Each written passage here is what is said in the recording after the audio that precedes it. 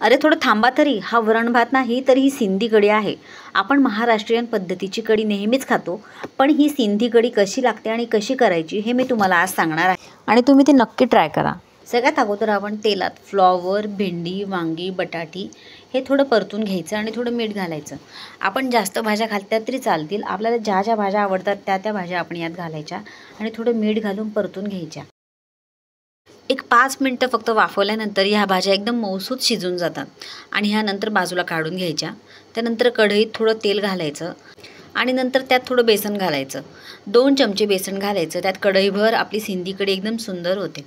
5 minute भाजून झाल्यानंतर आपल्या डाळीच्या पिठाचा रंग आपोआप बदलतो आणि डाळीचे पीठ भाजून झाल्यानंतर थोडं तेलही सुटायला लागतं. बघा 5 मिनिट परतल्यानंतर एकदम छान माझे डाळीचे पीठ असे परतून झाले.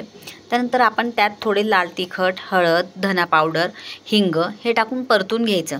1-2 मिनिट झाल्यानंतर आपल्या डाळीच्या पिठाला अगदी सुंदर रंग येतो. त्यानंतर आपण त्यात 2 ग्लास पाणी घालायचे आणि आपण ज्या भाज्या परतून घेतल्या आहे मिठात त्या भाज्या त्यात टाकायच्या आणि थोडी चिंचेची चटणी घालायची आणि 2 टोमॅटो मिक्सरमधून काढून टाकायचे. खूप मस्त आणि चवदार आपली ही सिंधी कढी होते. ही आपण पोळीबरोबर पण खाऊ शकतो, पण भाताबरोबर जास्त छान लागते. अगदी 5 मिनिट उकळी आल्यानंतर आपली ही सिंधी कढी इतकी घट्ट होते. त्यानंतर पॅनमध्ये मोहरी, जिरं, कढीपत्ता, हिंग आणि बोर मिरची याची फोडणी द्यायची आणि आपल्या कढीमध्ये घालायची. तुम्ही पण ही रेसिपी नक्की ट्राय करा आणि आवडली तर मला लाईक, शेअर, कमेंट करायला विसरू नका आणि फॉलो करायलाही विसरू नका.